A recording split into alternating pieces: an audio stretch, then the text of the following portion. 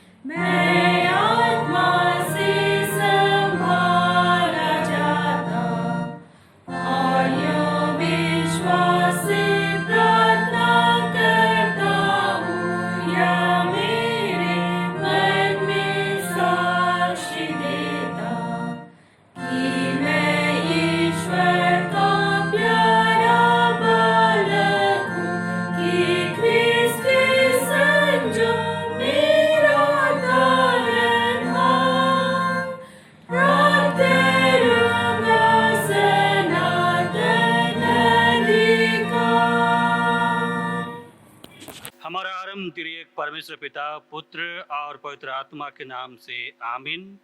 हमारी सहायता ईश्वर के नाम से है, जिसने स्वर्ग और पृथ्वी को सिरजा।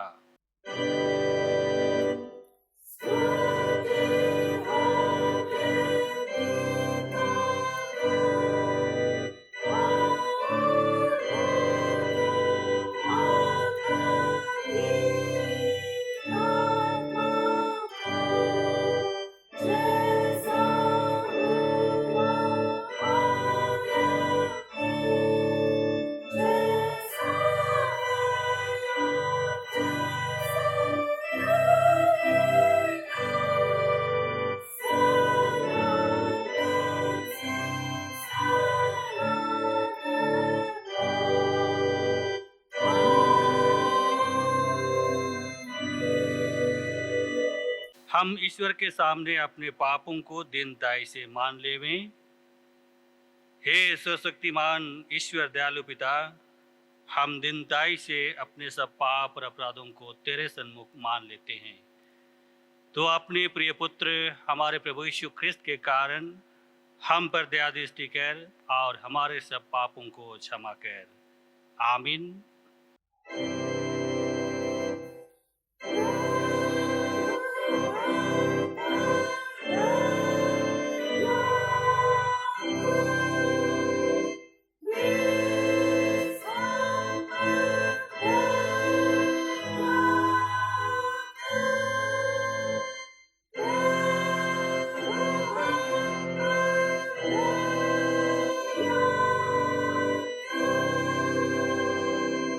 पहाड़ सरक जाएंगे और पहाड़ियां हिल जाएंगे, पर मेरी दया तेरे पास से ना सरकेगी और न मेरे कुशल की वाचा हिलेगी। परमेश्वर तेरा दया करने हारा कहता है, आमीन।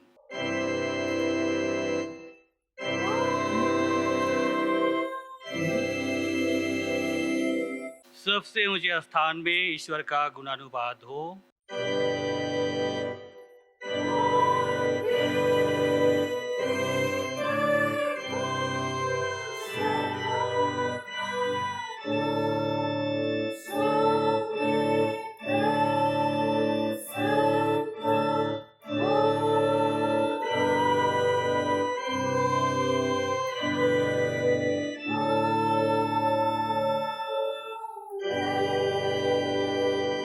प्रभु तुम्हारे संग हो।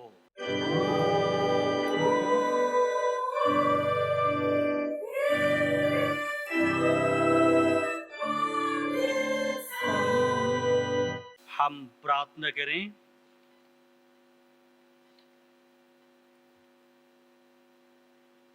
हे प्रिय प्रभु स्वर्गवासी पिता, हम तेरा धन्यवाद करते हैं कि तू अपनी कृपा से हमारा विनाश नहीं चाहता है, परंतु कि हम अपना मन तेरी ओर फिराएं और बच जाएं। हम तेरी विनती करते हैं, अपना पवित्र आत्मा हमको दे कि वह प्रतिदिन हमारे मनों में सच्चा पश्चाताप उत्पन्न करे, हमारे हृदयों में पाप क्षमा और अनंत जीवन की लालसा जन्मे और तेरी अपार कृपा को विश्वास से ग्रहण करने और उसमें स्थिर रहने के लिए हमको सामर्थ्य दे। हर प्रकार की परीक्षा में हमको संभाल कि जिससे अनुग्रह के द्वारा अंत में परम सुखी हो जाएं, हमारे प्रभु यीशु ख्रिस्त के द्वारा, आमीन।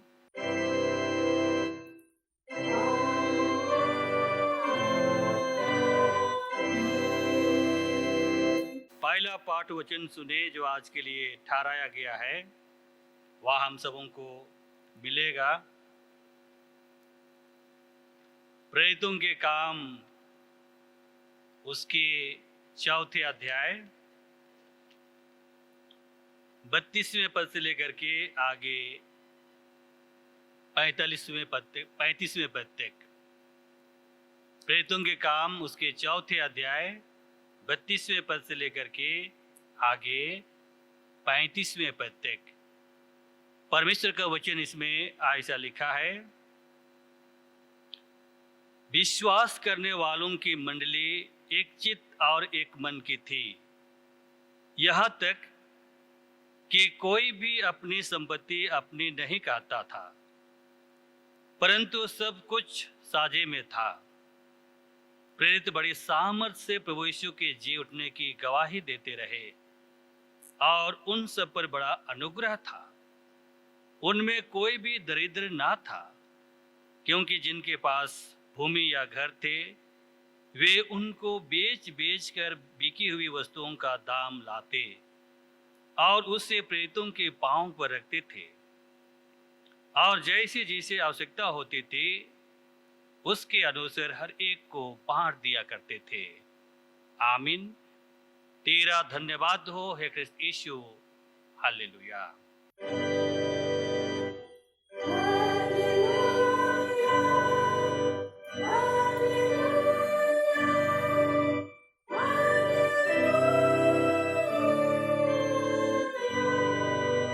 अब हम समझ के चले कलीसिया के संग अपने महापवित्र विश्वास को मान लेकर के एक साथ यूं कहें, मैं विश्वास करता हूं परमेश्वर पिता पर, जो स्वर्ग और पृथ्वी का सर्वशक्तिमान सृजनहार है, और उसके इकलौते पुत्र अपने प्रभु यीशु ख्रिस्त पर, जो पवित्र आत्मा से गर्भ में आया, कुंवारी मरियम से उत्पन्न हुआ, पंतुस पिलातुस की आज्ञा से दुख उठाया, क्रूस पर चढ़ाया गया, मर गया और गाड़ा गया, पाताल में उतरा, तीसरे दिन मृतकों में से जी उठा, स्वर्ग पर चढ़ गया और परमेश्वर सर्वशक्तिमान पिता के दाहिने हाथ बैठा है, जहां से वह जीवितों और मृतकों का विचार करने को फिर आएगा।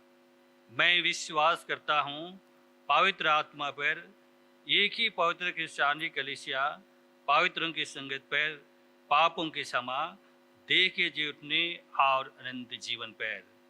आमीन।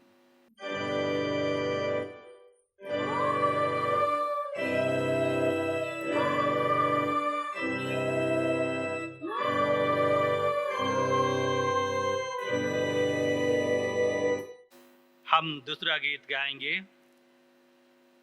साक्षी वाणी गीत नंबर 5। साक्षी वाणी गीत नंबर 5 हम लोग गाएंगे।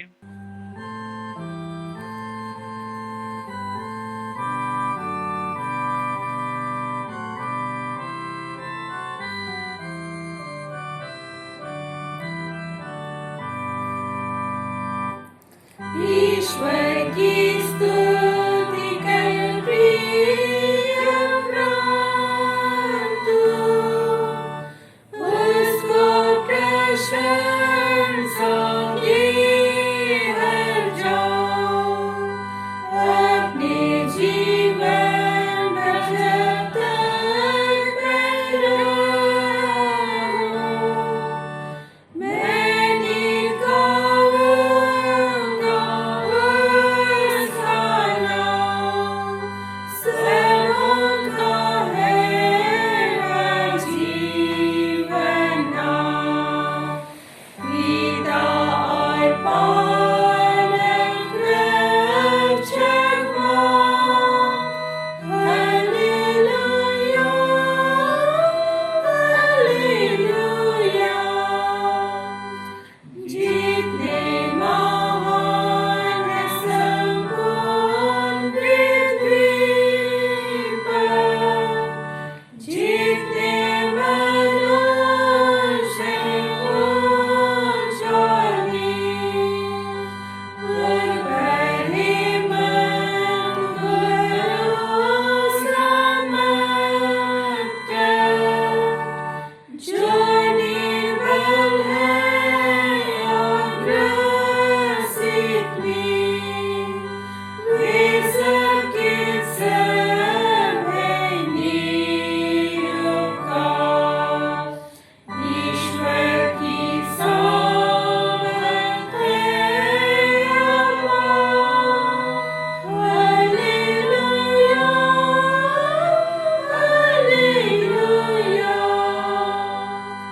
उसको हर्ष में धन्य जानो, जिसका परमेश्वर है रखवाला, उसका नाम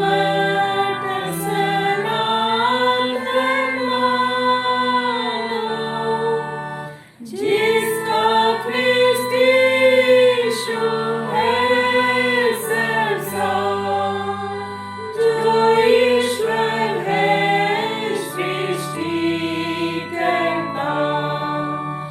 उसकी सच्चाई दृढ़ सदा, हालेलुया, हालेलुया। तुम्हें हमारे पिता ईश्वर और हमारे उद्धारकर्ता प्रभु यीशु मसीह की ओर से अनुग्रह और शांति बहुत ऐसे मिले। आमीन। हम प्रभु का धन्यवाद करें, प्रार्थना करेंगे। सर्वशक्तिमान अनुग्रहकारी दयालु प्रभु, तो महान है, अनुग्रहकारी है, दयालु है, और निश्चय ही तो अपनी दया और प्रेम को हम सबों के जीवन में तो भिन्न भिन्न रूप से प्रकट करता है। हम तेरा धन्यवाद करते हैं कि इस त्रिनेत्र इस काल के पहले रविवार के आराधना में हम सबों को शामिल किया है, कि हम तेरे जीवित वचन को मनन कर सकें और अपनी हृदय आत्मा में हम अधिकाई से रख सकें, और तेरे वचन के शिक्षा के आधार पर हम प्रत्येक का जीवन होने पाए। हे प्रभु, इसलिए वचन को मनन करने में तो हमारी सहायता कर। प्रार्थना हमारे उद्धार करते यीशु के नाम से मांगते हैं, सुन और स्वर्ग राज्य में ग्रहण कर। आमीन। आज के लिए उपदेश के निमित्त जो परमेश्वर का वचन ठहराया गया है वह हम सबों को मिलेगा लुका रचित सुसमाचार और उसके 16वें अध्याय 19वें पद से लेकर के आगे अंतिम पद तक 31वें पद तक। लुका रचित सुसमाचार उसके 16वें अध्याय 19वें पद से लेकर के आगे अंतिम पद तक परमेश्वर का वचन इसमें ऐसा लिखा है, हम लोग ध्यान से सुनेंगे। एक धनवान मनुष्य था जो बैंगनी कपड़े और मलमल पहनता और प्रतिदिन सुख विलास और धूमधाम के साथ रहता था। लाजर नाम का एक कंगाल घावों से भरा हुआ उसकी डेवढ़ी पर छोड़ दिया जाता था और वह चाहता था कि धनवान की मेज पर की जूठन से अपना पेट भरे। यहाँ तक कि कुत्ते भी आकर उसके घावों को चाटते थे। ऐसा हुआ कि वह कंगाल मर गया और स्वर्गदूतों ने उसे लेकर अब्राहम की गोद में पहुंचाया। वह धनवान भी मरा और गाड़ा गया और अधोलोक में उसने पीड़ा में पड़े हुए अपनी आंखें उठाई और दूर से अब्राहम की गोद में लाजर को देखा। तब उसने पुकार कर कहा, हे पिता अब्राहम, मुझ पर दया कर लाजर को भेज दे ताकि वह अपनी उंगली का सीरा पानी में भिगोकर मेरी जीभ को ठंडी करे, क्योंकि मैं उस ज्वाला में तड़प रहा हूं। परंतु अब्राहम ने कहा, हे पुत्र, स्मरण कर कि तू अपने जीवन में अच्छी वस्तुएं ले चुका है और वैसे ही लाजर बुरी वस्तुएं, परंतु अब वह यहाँ शांति पा रहा है और तो तड़प रहा है।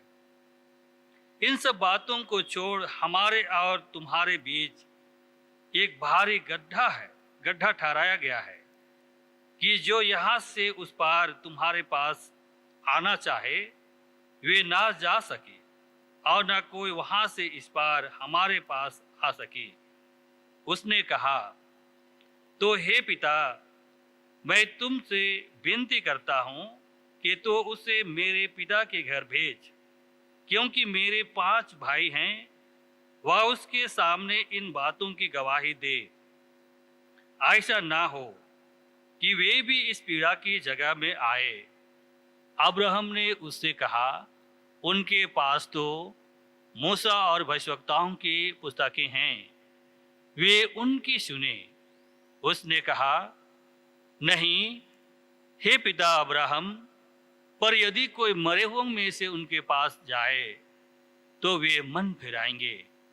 उसने उससे कहा, जब वे मूसा और भविष्यवक्ताओं की नहीं सुनते तो यदि मरे हुओं में से कोई जी भी उठे तो भी उसकी नहीं सुनेंगे। आमीन।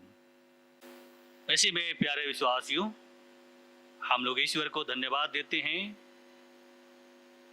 हम त्रिनिटी काल के बाद या पहला रविवार की आराधना में आज शामिल हुए हैं और हम ईश्वर को धन्यवाद देते हैं कि निश्चय ही समय इस कोरोना वायरस के महामारी के कारण से हम सामूहिक रूप से चर्च में आराधना नहीं कर पा रहे हैं, परंतु परमेश्वर ने हमारे लिए ऐसा उपाय दिया है कि ऑनलाइन चर्च सर्विस के माध्यम से हम परमेश्वर के वचन को एक दूसरे तक पहुंचा सकें, हम परमेश्वर की आराधना कर सकें। इसी में प्यारे विश्वासियों, निश्चय ही यह लॉकडाउन हमारे लिए कई एक अच्छी बातों को लेकर के आया है और उनमें से हम देखते हैं कि यह लॉकडाउन के समय में हमें यह अवसर मिला कि हम लोगों की मदद करें, लोगों की एक दूसरे की हम सहायता करें। आज सचेत के रूप में हम लोग देखते हैं तो यीशु के आज्ञा हमारे जीवन में पूरा हुआ है और उन्होंने कहा कि जैसे मैंने तुमसे प्रेम किया वैसे ही तुम भी एक दूसरे से प्रेम रखो। मैंने तुम्हारी सेवा की, तुम भी सेवा करो, दूसरों पर दया करो, अनुग्रह करो। आज ये वचन हमारे बीच में सचेत में पूरा होता है। परमेश्वर ने हमें यह अवसर दिया कि हम एक दूसरे की मदद करें।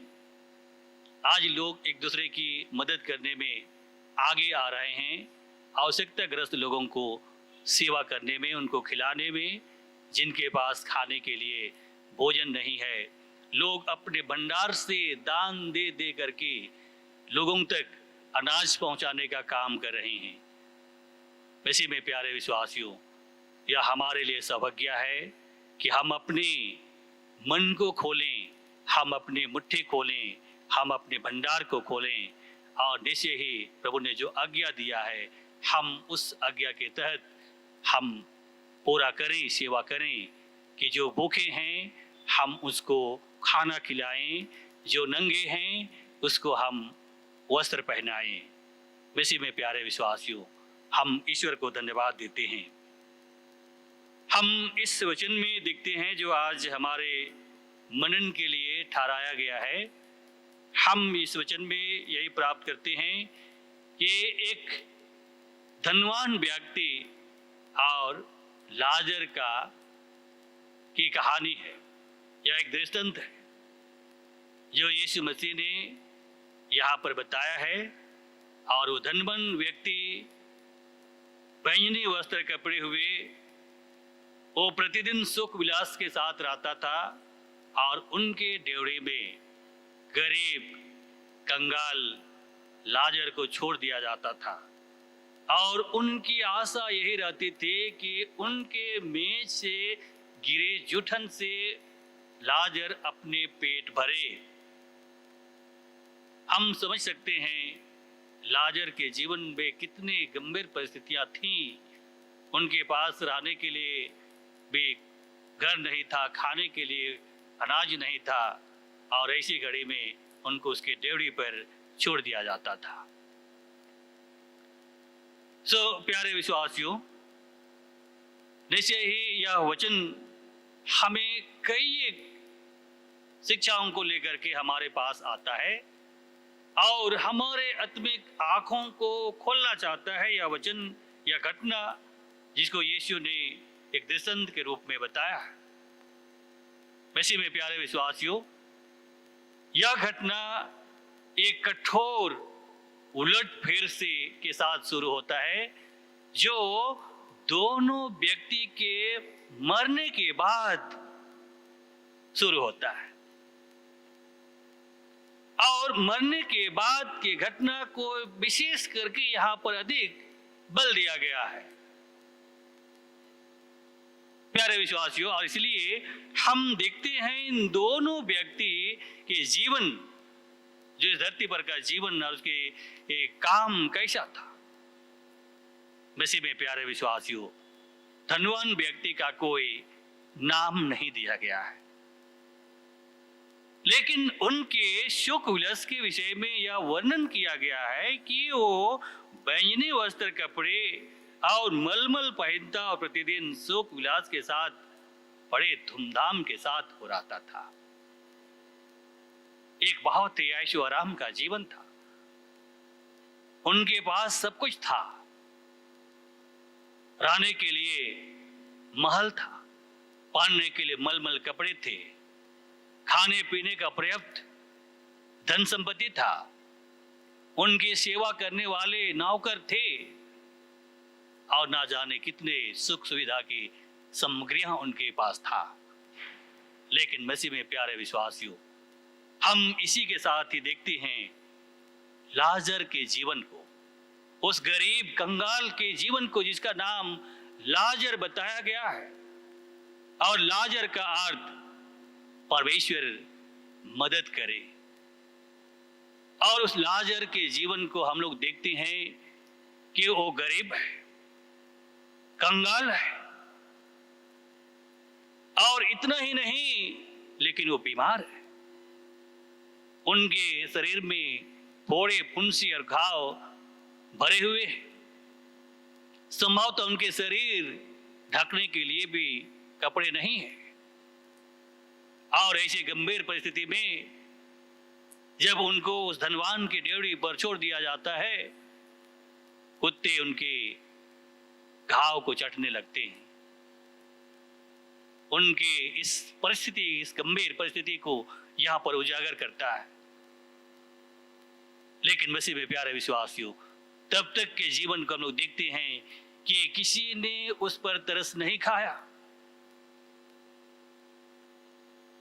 और हम लोग समझ सकते हैं कि उस कंगाल लाजर जो घाव से भरा हुआ है, हो सकता है उनके शरीर से बदबू निकलता हुआ हो, दुर्गंध से भरा हुआ हो। भला वो धनवान व्यक्ति कि उस मेज के पास आने का मौका उनको कैसे लग सकता है, कैसे वो उसके मेज तक पहुंच सकता है कि उनके मेज से गिरे जूठन से उनका पेट भरे।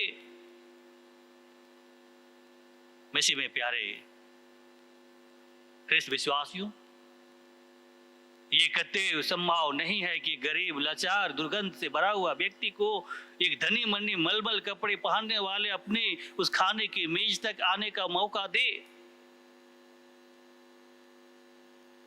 प्यारे विश्वासियों, इसका अर्थ यही है कि उनके उस फाटक के पास उस गरीब लाजर को छोड़ दिया जाता था और यह बताया जाता था कि जब भी वे लोग खाना खाते हैं, वो रोटियों से अपने हाथ धो करके गेट से बाहर फेंक दिया करते थे और उसी हाथ से बहुत सारे कुत्ते भी वहां पर इकट्ठे हुआ रहते थे और उन्हीं जुठन को खाने के लिए उस गरीब कंगाल घाव से भरा हुआ लाजर को भी छोड़ दिया जाता था। और संभवतः हम लोग यहाँ यही देखते हैं कि कुत्तों के साथ ही उस फेंके हुए अनाज को, रोटियों को लाजर भी खाया करता था। सो प्यारे विश्वासियों, कितनी गंभीर परिस्थिति यहाँ पर बताया गया है। और साथ ही हम लोग देखते हैं अब परिस्थिति क्या चेंज हो रही है और इसमें यह बताया गया है आगे में कि दोनों की मृत्यु हुई। प्यारे विश्वासियों, हमें ध्यान देने की बात है और ध्यान देने की बात में यही है कि इस धरती पर के जीवन का वर्णन जब कर रहे हैं तो धनवान का नाम पहले आया। उनकी सुख सुविधा, उनकी भोग विलास का वर्णन पहले आया। जब लेकिन मृत्यु की बात आई तो लाजर का पहले मृत्यु हुई। और प्यारे विश्वासियों, इसे हम समझ सकते हैं कि लाजर कितना उस बीमारी से ग्रसित था, भूख और प्यास और गरीबी से वो प्रताड़ित था, पीड़ित था। उनका शरीर कमजोर हो गया था, भूखे प्यासे उनकी मृत्यु पहले हो गई। और यहां पर ध्यान देने की बात है कि उनकी जब मृत्यु आई तो यहां पर कि उनके मृत्यु होने के बाद उनको कहां छोड़ दिया गया, कौन उनकी मृत्यु के बाद उनकी सुधि ली, कोई भी यहां पर वर्णन नहीं है। लेकिन वचन हमें साफ में बताता है कि जैसे उनकी मृत्यु हुई, स्वर्गदूत उनको उठा करके ले गए और अब्राहम की गोद में उसको डाल दिए। प्यारे विश्वासियों, क्या हो सकता है कि उनकी उस मृतदेह का दफन नहीं हुआ हो? लेकिन हम ध्यान देते हैं कि जब धनवान की मृत्यु होती है, धनवान भी मर गया तो उनको गाड़ा गया। उनको गाड़ने का वर्णन इसमें बताया गया है। और हो सकता है एक धनी मनी व्यक्ति की मृत्यु के समय में कितने लोग विलाप करने वाले लोग थे होंगे, कितने सम्मान के साथ उनके पार्थिव देह को गाड़ा गया होगा,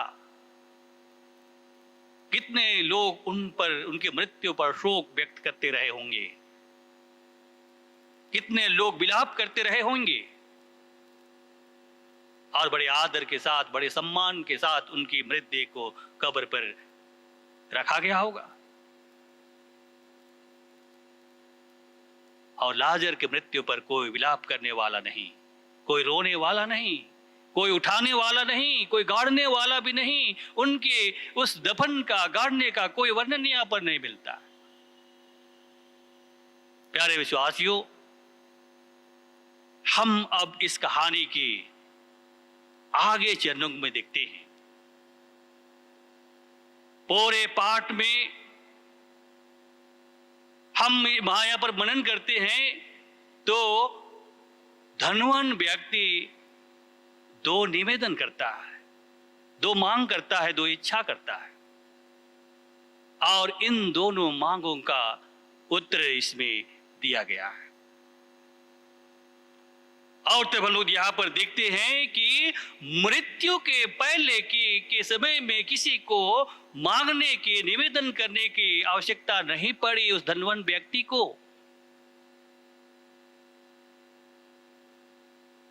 लेकिन मृत्यु के बाद एक दूसरे की मदद की आवश्यकता हो रही है, एक दूसरे से निवेदन करने की आवश्यकता हो रही है।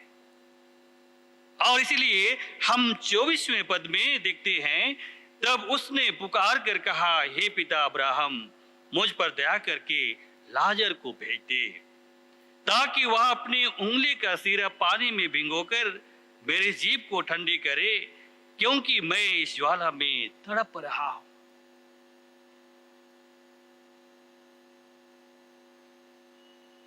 प्यारे विश्वासियों, वो उस ज्वाला में, उस अग्नि कुंड में वो तड़प रहा है।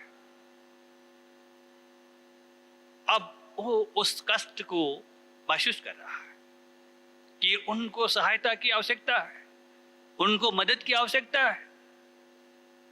और इसलिए कि वह कंगाल लाजर जो है अब्राहम के गोद में है, और इसलिए अब्राहम से निवेदन करता है कि लाजर को मेरे पास भेज, कि वो आकर के अपनी उंगली पानी में डुबा करके हमको ठंडा करे।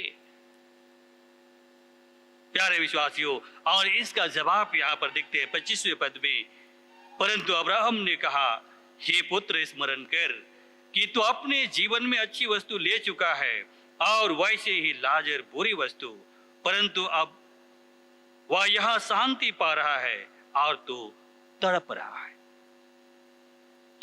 कैसा वह जीवन बदल गया, उलटफेर हो गया। उससे पहले उस धनवान का जीवन कितना सुख शांति का जीवन था इस धरती में,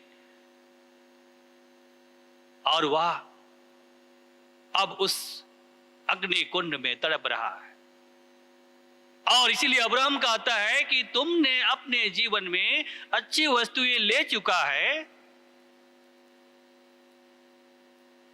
और गरीब लाजर बुरी वस्तुएं। उसी का परिणाम है कि आज वो शांति के साथ अब्राहम की गोद में है, और तू तड़प रहा है। और उसके बाद में वो धनवान व्यक्ति दूसरा मांग करता है, दूसरा निवेदन करता है, जो 27वें पद में हम सबों को मिलेगा। यहां पर लिखते हैं, उसने कहा, तो हे पिता, मैं तुझसे विनती करता हूं कि तू उसे मेरे पिता के घर भेज, क्योंकि मेरे 5 भाई हैं। वह उनके सामने इन बातों की गवाही दे, ऐसा ना हो कि वे भी इस पीड़ा की जगह में आए।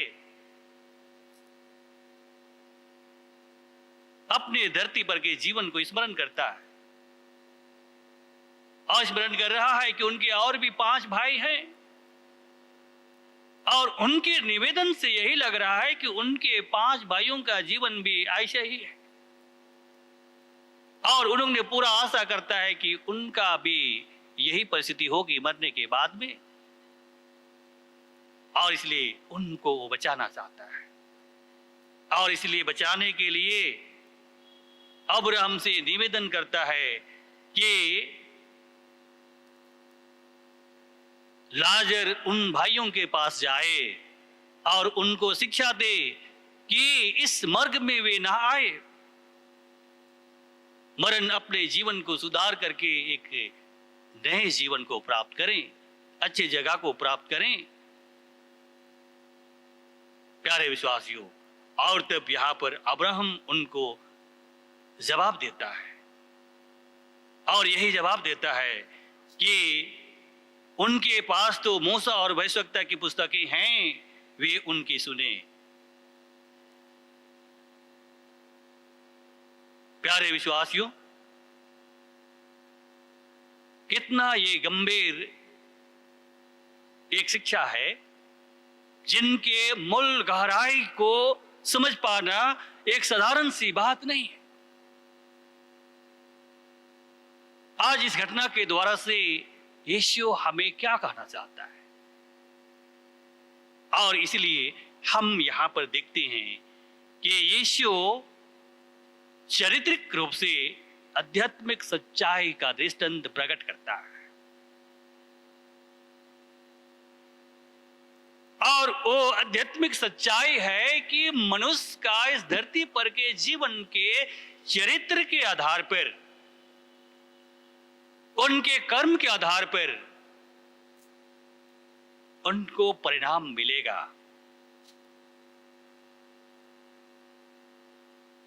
और इस सच्चाई से कोई भी नहीं बच पाएंगे।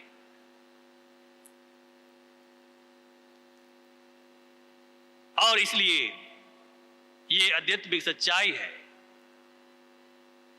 कि हम दुनिया में जो कर्म करते हैं, जो काम करते हैं, हमको वैसा ही परिणाम मिलेगा। और ये तो एक अंतिम न्याय की बात हम लोग यहां पर देखते हैं, और इस घटना के द्वारा से हम यही सीखते हैं कि ये एक अंतिम न्याय की बात को कहा जा रहा है। लेकिन मसीह में प्यारे विश्वासियों, बहुत सारे ऐसी भी घटनाएं कि हमारे कर्म का प्रतिफल इसी जीवन में मिलता है। हम जैसा काम करते हैं उसका परिणाम हमको मिलता है। और इसलिए वचन हमें बताता है कि जब आपका घड़ा भर जाता है, अवश्य ही वो फुटता है, वो विनाशकारी होता है। और इसलिए यदि कोई गलत काम करते जा रहा है, उनके गलत काम का परिणाम एक दिन उनको इसी दुनिया में मिलेगा। और इसलिए मसीह में प्यारे विश्वासियों, आगे हम इस वचन के आधार पर देखते हैं तो दुनिया के जीवन में लोग अपनी इच्छा के अनुसार शोक विलास से जीते हैं। जैसे वे चाहें वैसे खाएंगे, पिएंगे, भोग विलास करेंगे, मनोरंजन करेंगे, जहां जाना चाहेंगे वहां जाएंगे। लेकिन ये वचन का सच्चाई हमें बताना चाह रहा है कि अधोलोक में वह स्थान है, अधोलोक वह स्थान है जहां अपनी इच्छा और मर्जी नहीं चलती है, और ना उनके संसारिक धन और दौलत वहां पर काम में आएगा।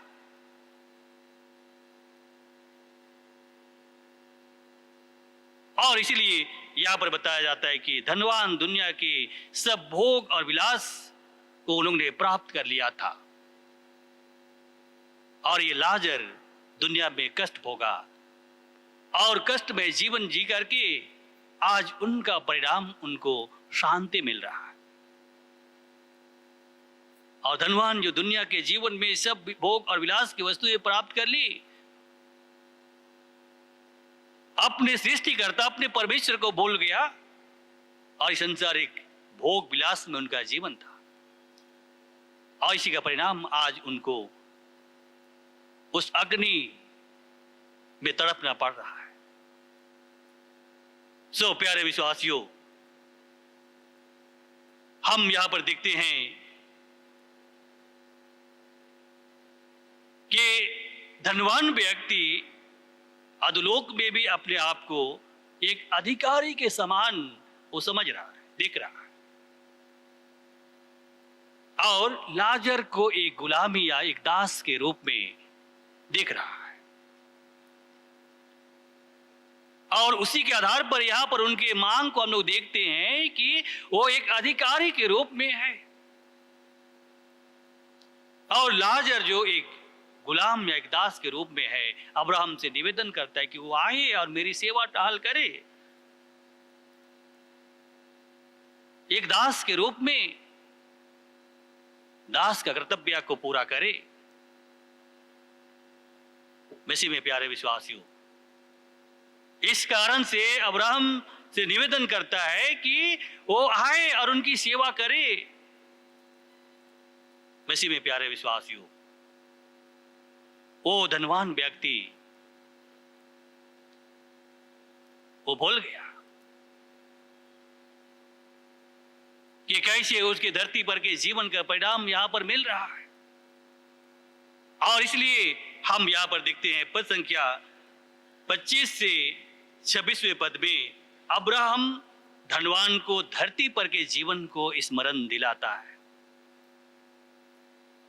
और धरती पर के जीवन को स्मरण दिलाते हुए उनसे कहता है कि तूने धरती के जीवन में सब कुछ पा लिया है और आज वह कैसे उलट फिर हो गया है कि उसी का परिणाम आपको यहां पर दुख भोगना पड़ रहा है। वैसे भी प्यारे विश्वासियों, और इसके द्वारा से हम सबों को भी यही चेतावनी मिलता है कि हम दुनिया के जीवन में जैसे जीवन जिएंगे, जैसे व्यवहार करेंगे, वैसे ही हमें इस जीवन के बाद भी उसका परिणाम मिलेगा। और इसलिए परमेश्वर का वचन हम सबों को सावधान कराना चाहता है कि इस जीवन के मूल्य को हम समझें और हम जाने कि यह जीवन जो है हमारा नहीं और न संसार का है, लेकिन ये जीवन तो परमेश्वर का है। और ये जीवन में जितने प्रकार की धन संपत्ति है ये मेरा नहीं, लेकिन या तो परमेश्वर का है, परमेश्वर के दिए हुए आशीष का भाग। और इसलिए मसीह में प्यारे विश्वासियों, वचन में हम लोग देखते हैं पहला कुरिन्थ की किताब उसकी 13 अध्याय में, यदि हम अपने संपत्ति को कंगालों को दे दें, लेकिन यदि हम उससे प्रेम नहीं करते तो निश्चय हम ठनठनाते हुए पीतल के समान हमारा जीवन। हम पद संख्या 29 से 31वें पद में हम लोग देखते हैं और यहां पर हम सबों को एक पर्याप्त चेतावनी देता है। और चेतावनी यही है कि हम परमेश्वर के वचन, परमेश्वर की व्यवस्था का पालन करें। और ये परमेश्वर का वचन, परमेश्वर का व्यवस्था हर एक के जीवन, हर एक के घर में है। लेकिन प्यारे विश्वासियों, आज लोग बाइबल मनन करना नहीं चाहते और न बाइबल में लिखी बातों को पालन करते हैं। बाइबल हमारा जीवन का मार्ग है, बाइबल हमारा गुरु है, हमारा शिक्षक है जो हमें अच्छी शिक्षा देता है। और इसलिए जितने विश्वासी लोग इस बाइबल के वचनों को मनन करते हैं, उसका पालन करते हैं, निश्चय वे संसारिक जीवन में परमेश्वर के अनुग्रह को पहचानते हैं, परमेश्वर के आशीष को प्राप्त करते हैं। और इसलिए यीशु ने जो नई व्यवस्था हमें दिया कि जैसे मैंने तुमसे प्रेम रखा वैसे ही तुम भी एक दूसरे से प्रेम रखो, आज ये नई व्यवस्था हम उल्लंघन करते जा रहे हैं।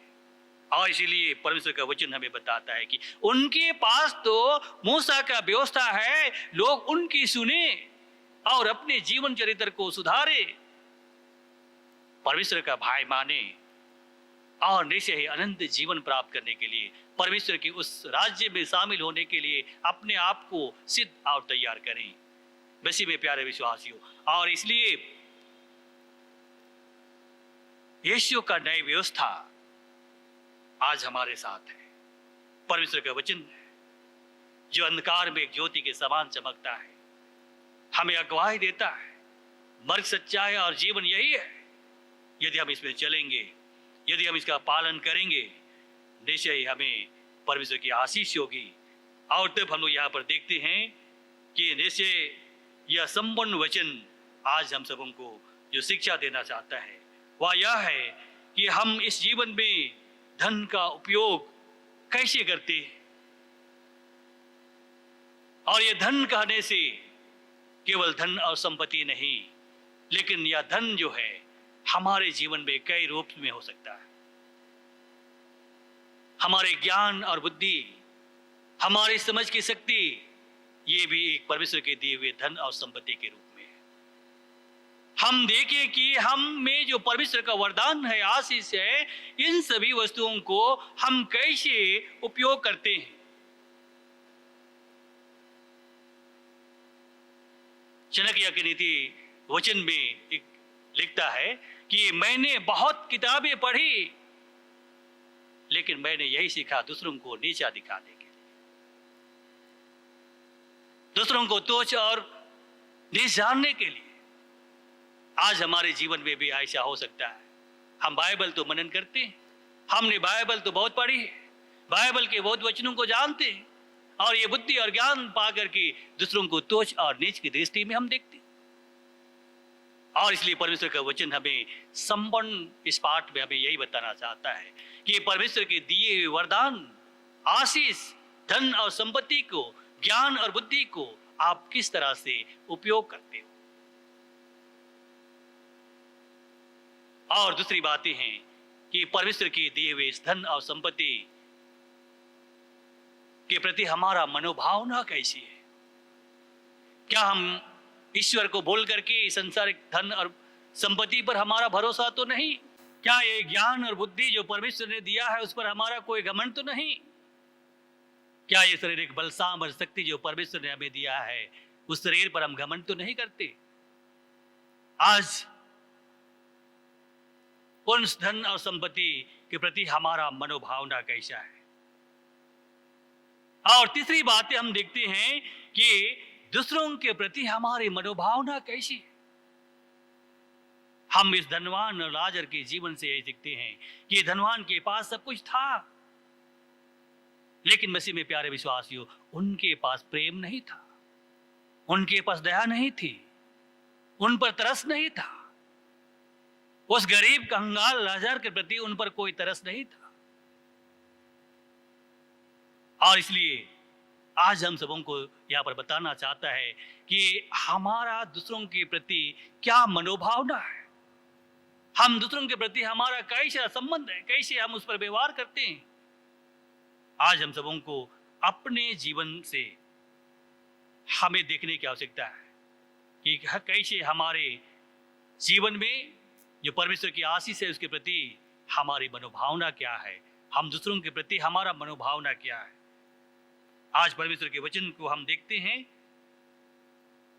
हम नीति वचन 14 उसके 31वें पद में हम लोग देखते हैं। यहां पर क्या लिखता है?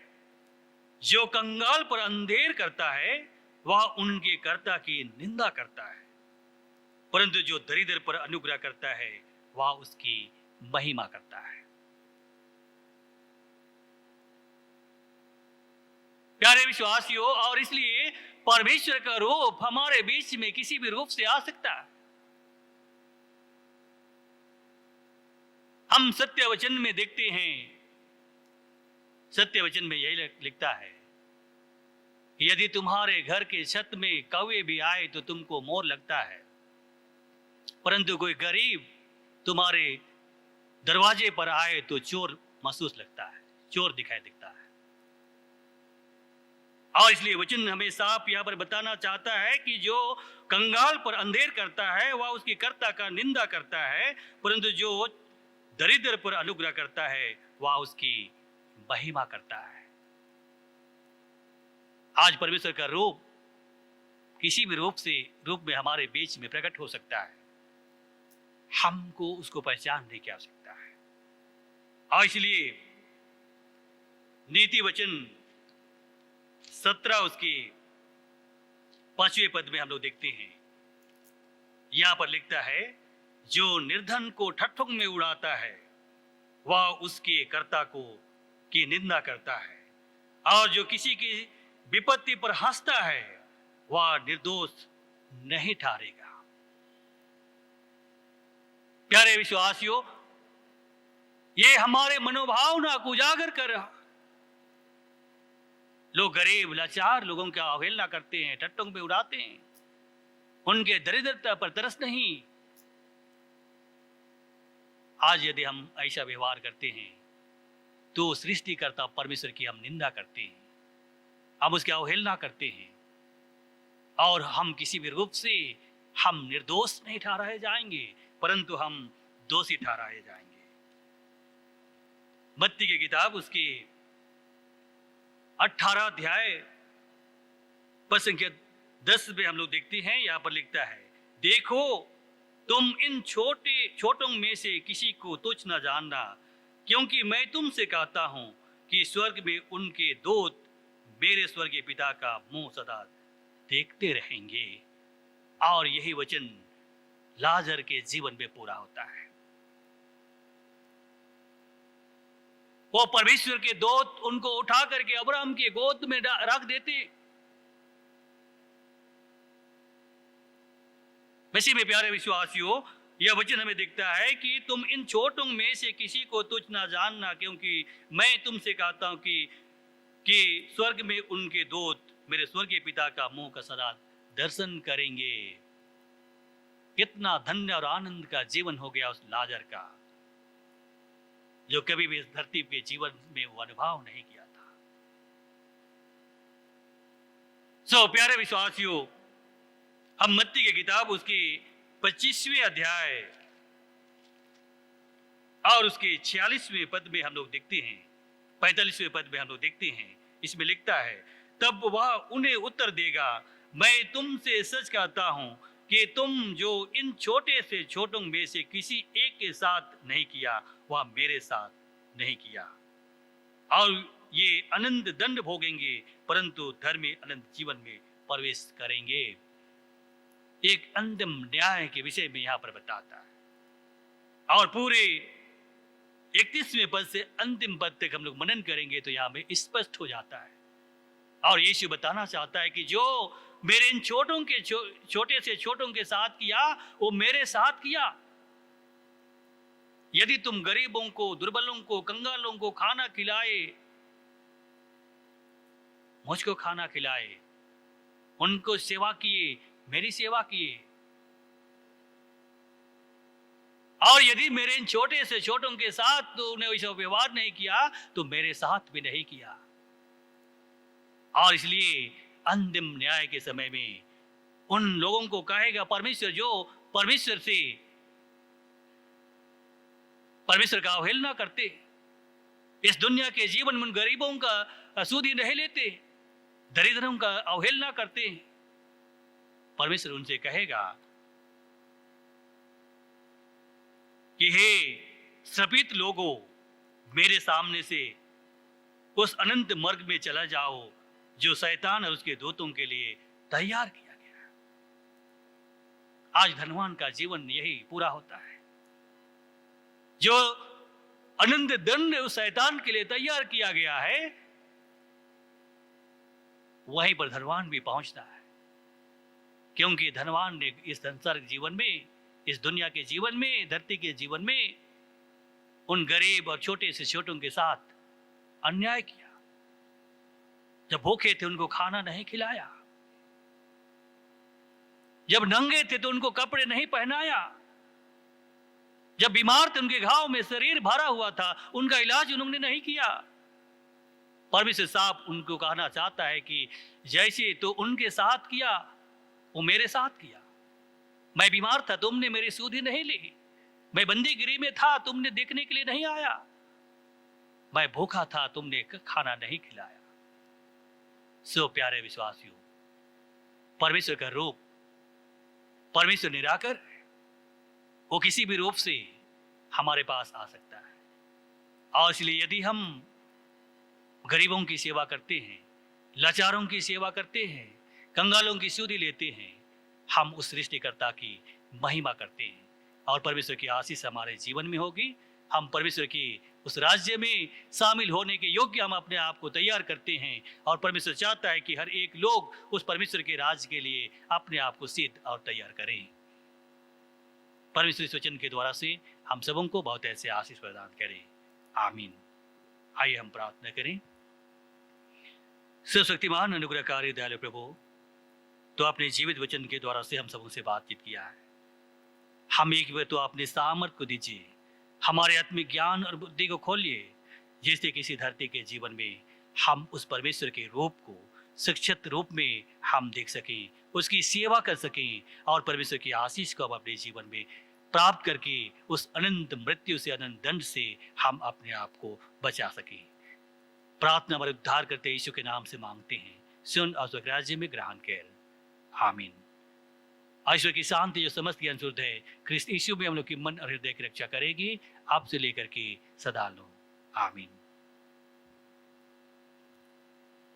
आइए हम लोग आराधना के अंतिम गीत गाएंगे, साक्षीवाणी गीत नंबर 6। साक्षीवाणी गीत नंबर 6 हम लोग गाएंगे।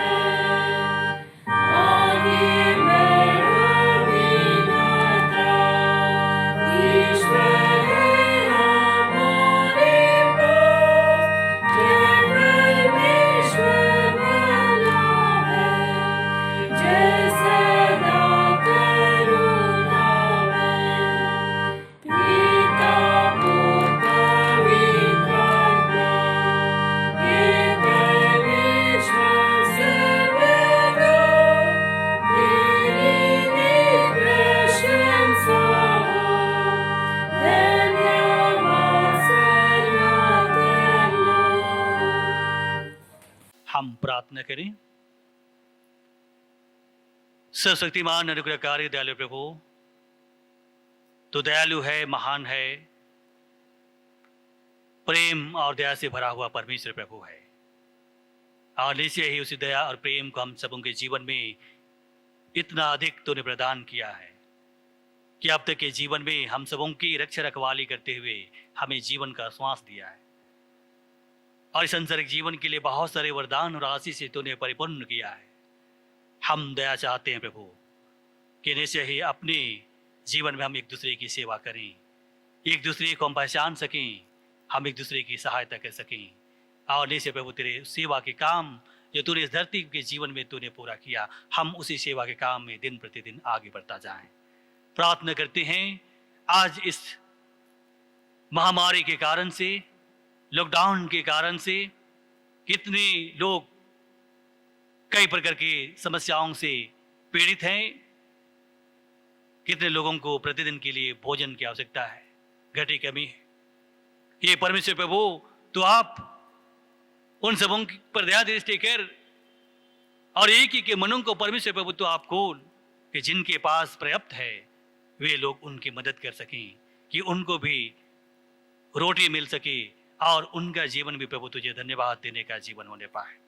हे पिता परमेश्वर, हम उन लोगों के लिए प्रार्थना करते हैं जो अपने भंडार से उन कंगालों को खिलाने के लिए मुट्ठी खोलते हैं, मदद करते हैं। पिता परमेश्वर तो आप उन पर दया दृष्टि कर कि जो लोग हर से दरिद्रों की सेवा कर रहे हैं, भूखों को खाना खिला रहे हैं, परमेश्वर पिता खाना खिलाने के द्वारा से, मदद और सहायता करने के द्वारा से उनका भंडार कभी भी कमी ना होने पाए, लेकिन तेरे आशीष के द्वारा से आशीषित हो और कभी भी उनका कुप्पी का तेल और घड़े का मैदा कभी भी कमी ना होने पाए। लेकिन परमेश्वर प्रभु इससे अकाल के समय में, इस महामारी के समय में पर्याप्त होने पाए। ऐसी आशीष की भरपूरी तो हर एक के जीवन में प्रकट कर। पिता परमेश्वर इसलिए प्रार्थना करते हैं कि निश्चय हर एक का जीवन एक दूसरे की सहायता का जीवन होने पाए। हमारे देश के लिए प्रार्थना करते हैं, हमारे देश के प्रधानमंत्री के लिए प्रार्थना करते हैं और देश के जितने भी देश रक्षक हैं, सैनिकों के लिए प्रार्थना करते हैं। पिता परमेश्वर हर एक के जीवन के साथ हो। मुझे इस समय में सेवा के लिए अपने जीवन को समर्पित कर दिए हैं। परमेश्वर प्रभु तो पवित्र आत्मा का सामर्थ्य अगुवाई कर और उनकी सुरक्षा प्रदान कर ये सेवा दे सकें और देश के नागरिकों का जीवन बचाया जा सके। परमेश्वर प्रभु ऐसी आशीष की भरपूरी हर एक के जीवन में तो प्रदान कर। इसलिए आगे के संपूर्ण जीवन को हम तेरे हाथ में समर्पित करते हैं और प्रार्थना हमारे उद्धार करते यीशु ख्रिस्त के नाम से मांगते हैं। सुन और स्वर्ग राज्य में ग्रहण कर, आमीन। हम एक साथ प्रभु की विनती को उच्चारण करते हुए आज की प्रार्थना को अंत करेंगे। हे हमारे पिता तू जो स्वर्ग में है, तेरा नाम पवित्र किया जाए, तेरा राज्य आवे, तेरी इच्छा जैसे स्वर्ग में है वैसे इस पृथ्वी भी होवे। हमारे प्रतिदिन की रोटी आज हमको दे और हमारे अपराधों को क्षमा कर जैसे हम अपने अपराधियों को क्षमा करते हैं, और हमको परीक्षा में मत डाल परंतु बुराई से बचा, क्योंकि राज्य और पराक्रम और महिमा सदा तेरे ही हैं, आमीन।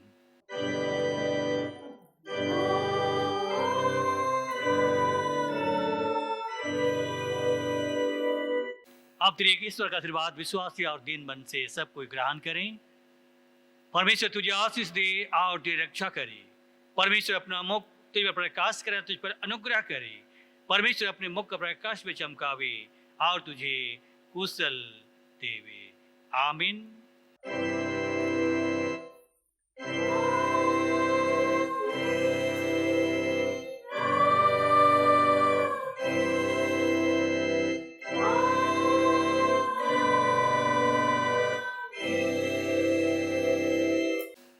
यीशु सहाय।